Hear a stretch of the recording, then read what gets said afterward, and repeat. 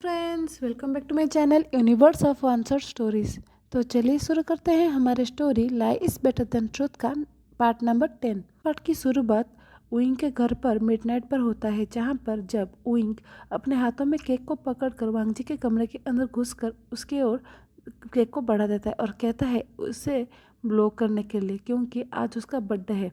जिस बात को देखकर वांग जी बहुत ही ज़्यादा ओवरवेल्म हो गया था, क्योंकि जब से उसके मॉम डैड का डिवोर्स हुआ था उसके बाद से कि मॉम ने कभी भी उसका बर्थडे सेलिब्रेट नहीं किया था।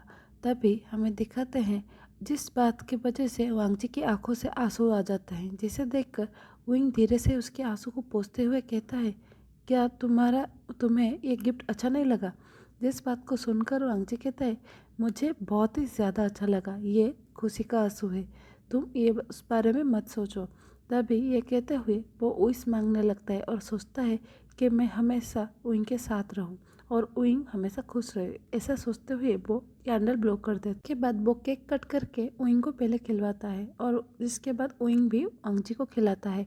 उसके बाद हमें दिखाते हैं विंग वांग जी को उसके द्वारा लाई किया गया गिफ्ट देता है, जिसे देखकर वांग जी मुस्कुराने लगता है और कहता है, थैंक यू, मुझे ये गिफ्ट अच्छा लगा। जिसके बाद हमें दिखाते हैं विंग कहता है और मुझे रिटर्न गिफ्ट में कुछ चाहिए। तभी जिस बात को सुनकर वांग जी कहता है, लेकिन क्या? तभी विंग कहता है, क्या तुम मेरे लिए एक गाना गा सकते हो? जिस बात को सुनकर वांग जी कुछ नहीं कहता और धीरे से उसके लिए गुनगुनाने लगता है। और तभी हमें दिखाता है इस गाने को वांग जी ने विंग ने अपने फ़ोन पर रिकॉर्ड कर लिया था। उसके बाद हमें नेक्स्ट डे ऑफिस का सीन दिखाया जाता है, जहाँ पर जब वांग जी पहुँचता है तो वो सामने देखता है उसके कैबिन में गुस्से में सोंगलन उसे घूर रहा था, और जब वो एंटर करता है वो गुस्से में उसकी ओर एक पेपर फेंकते हुए कहता है, ये सब क्या है?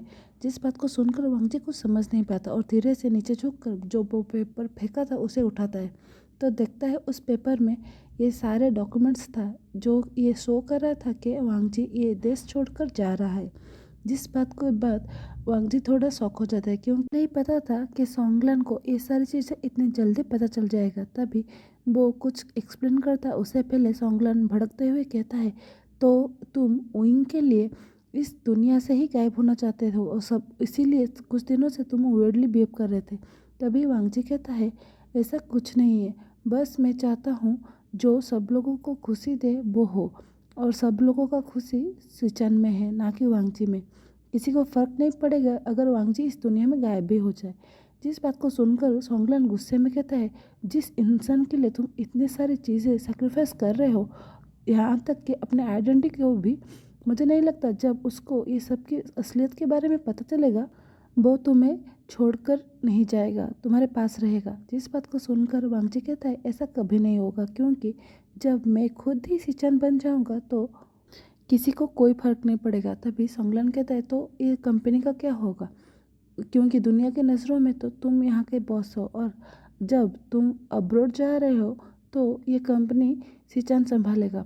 तभी वांग जी कहता है, जो भी हो जाए सिचन तो कोई और नहीं, मैं ही तो हूँ, तो इस कंपनी को कोई भी नुकसान नहीं होगा, क्योंकि इस कंपनी के पीछे मेरा ही ब्रेन रहेगा।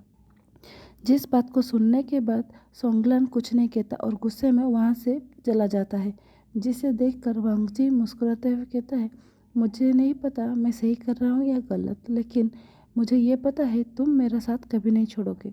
उसके बाद हमें दूसरी तरफ ओइंग के ऑफिस का सीन दिखाया जाता है, जहाँ पर वहाँ उसका कॉलीग आकर उसे एक रिंग पकड़वाता है और कहता है, ये लो, क्योंकि ये रिंग मैं सभी लोगों को पूछ चुका हूँ, ये किसी का नहीं है।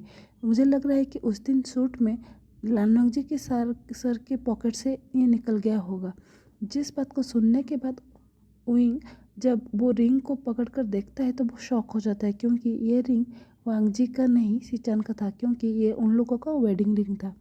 तभी हमें दिखाते हैं विंग गुस्से में वहाँ से निकल जाता है वांग जी के पास जाने के लिए, क्योंकि उसे कुछ शक हो गया। बाद हमें दिखाते हैं विंग जब वांग जी के ऑफिस जाकर पहुँचता है तो देखता है उसे अंदर जाने का परमिशन नहीं मिल रहा है। जिस बात से विंग और भी ज़्यादा फ्रस्ट्रेटेड हो जाता है और गुस्से में कुछ करने के लिए वहाँ से चला जाता है। थोड़ी देर बाद वो क्लीनर का फेस लेकर अंदर घुस जाता है और जाकर डायरेक्ट लानोंग जी के सामने खड़े होकर वो रिंग को दिखाते हुए कहता है, ये क्या है? तभी वांग जी कहता है, ये मेरा रिंग नहीं है। जिसे सुनकर विंग कहता है, तो ये से आया, जिसे सुनकर वांगची कहता है मुझे क्या पता, और तुम यहाँ पर क्या कर रहे हो? जितना मुझे पता है तुम्हारा जो भी काम था मुझसे वो सब कुछ खत्म हो गया है, और मैं अभी तुम्हारे साथ ये कन्वर्स इसीलिए कंडक्ट कर रहा हूँ क्योंकि तुम मेरे ब्रदर इन लॉ हो। जिस बात को सुनकर विंग को बहुत ही ज़्यादा बुरा लगता है और वो कुछ ना कहकर वहाँ चल जा रहा था। तभी उसे वो रिंगटोन सुनाई देता है जो उसने रिकॉर्ड किया था जब वांगजी ने उसके लिए गाना गाया था, और उसने ही वांगजी के साथ साथ उसके फ़ोन पर सेव कर लिया था, यानी कि सिचन के फ़ोन पर। तभी वो अचानक से वांगजी की ओर पलटते हुए कहता है, तो ये क्या है? बात को सुनने के बाद वांगजी कहता है, ये क्या, ये तो ग का फ़ोन है ना।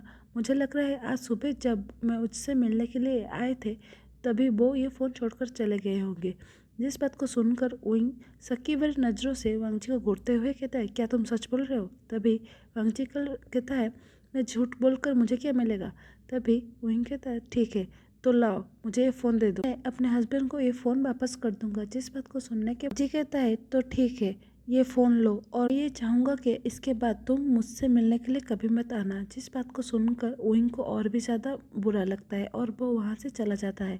उसके बाद हमें शाम का सीन दिखाया जाता है जब वांगजी सिचन बनकर घर वापस आता है तो विंग उसकी ओर देख कर कहता है, सिचन क्या तुम आज वांगजी से मिलने के लिए गए थे? जिस बात को सुनकर सिचन कहता है, हाँ तो क्या हुआ?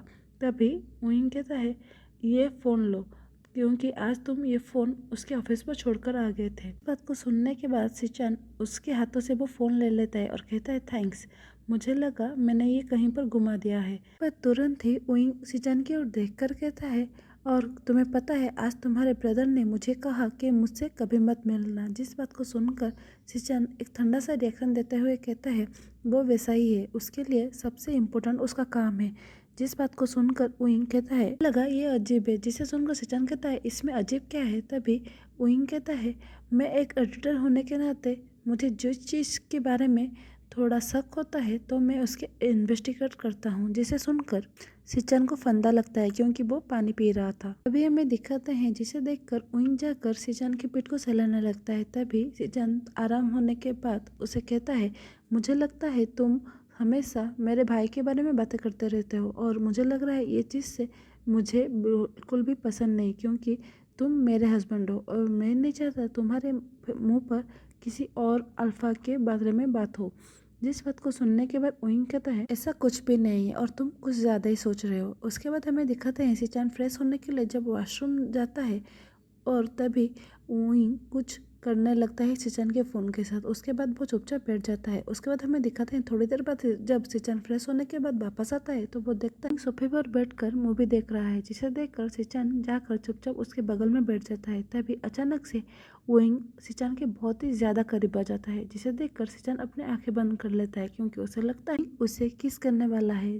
तभी थोड़ी देर बाद विंग उतने पास से पीछे हट जाता है। तभी सिचन उस आंखें खोलने के बाद कहता है, ये क्या था?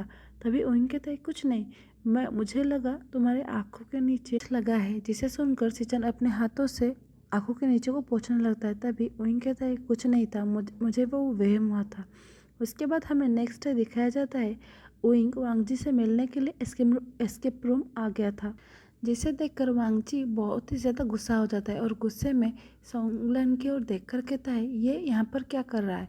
तभी सोंगलन कहता है, आपने ऑर्डर दिया था कि वो ऑफिस नहीं आ सकते, लेकिन आपने ऐसा बिल्कुल भी नहीं कहा था कि वो एस्केप रूम भी नहीं आ सकते। जिस बात को सुनने के बाद वांगजी विंग की ओर गुस्से में देखकर कहता है, मैंने तुम्हें पहले ही कह दिया है कि तुम्हें मुझसे मिलने की कोई ज़रूरत नहीं है, लेकिन तुम मेरी बात क्यों नहीं सुन रहे हो? बात को सुनने के बाद विंग कहता है, मेरे पास तुम्हारे एस्केप रूम के लिए बहुत सारे प्लान्स वगैरह हैं। जिस बात को सुनकर वांगजी उसे परमिशन दे देता है एस्केप रूम के अंदर आने के लिए क्योंकि उसे पता था पिछली बार क्या हुआ था।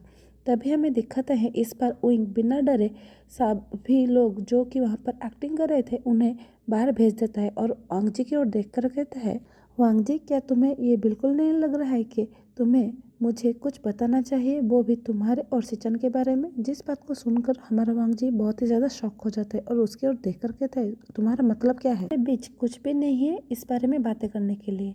तो जिस बात को सुनकर विंग बहुत ही ज़्यादा गुस्सा होकर वांगजी की ओर बातों की अटक करने लगता है क्योंकि उसे उन दोनों के ऊपर शक हो गया था। तभी अचानक से सोंगलान भी अंदर आते हुए उन दोनों की ओर देखकर कहता है, मुझे लग रहा है तुम दोनों को अभी हॉस्पिटल जाना चाहिए, क्योंकि हॉस्पिटल से कॉल आया था कि मम की तबीयत ठीक नहीं है। जिस बात को सुनने के बाद वो दोनों बहुत ही ज़्यादा घबरा जाते हैं और वहाँ से भागकर चले जाते हैं। बाद हमें हॉस्पिटल का सीन दिखाया जाता है, जहाँ पर जब वो दोनों जाकर पहुँचते हैं तो वो देखते हैं मिसेस लानी जिद कर रही थी सिचन से मिलने के लिए और कह रही थी तक वो सिचन से नहीं मिलती तब तक वो मेडिसिन वगैरह नहीं खाएंगी। जिस बात को सुनकर उनके पास जाकर उनको लगाते हुए कहता है, मॉम आप टेंशन मत लीजिए, अभी हम लोग जाएंगे और सिचन को लेकर आएंगे। जिस बात को सुनकर मिसेस लानी उसकी ओर देखकर कहते हैं, जल्दी जाओ और उसके मेरे पास लेकर आओ। जिस बात को सुनकर वांगजी की ओर देखकर कहते हैं, चलो अभी हम सिचन को लेने के लिए चलते हैं। जिस बात को सुनने के बाद वांगजी कुछ नहीं कहता और उनके पीछे पीछे चला जाता है ताकि वो सिचन को लेकर आ सके। तभी हमें दिखाया जाता है रास्ते में वांगजी की ओर देखकर कहता है, अगर तुम मुझसे कुछ कहना चाहते हो तो तुम मुझे बता सकते हो और मुझे नहीं लगता तुम्हें अकेले ये सब कुछ भुगतने की ज़रूरत है। इस बात को सुनकर वांगजी कहता है, मुझे कुछ नहीं कहना, मुझे नहीं लगता तुम क्या सोच रहे हो और क्या अनाप शनाप बके जा रहे हो।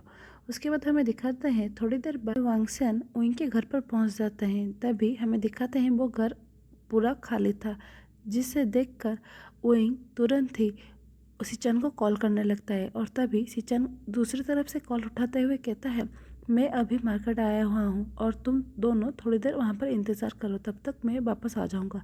जिस बात को सुनने के बाद उइंग गुस्से में वांगजी की ओर देखकर कहता है, अभी भी तुम्हारे पास वक्त है, जो भी तुम कहना चाहते हो मैं सुनने के लिए तैयार हूँ।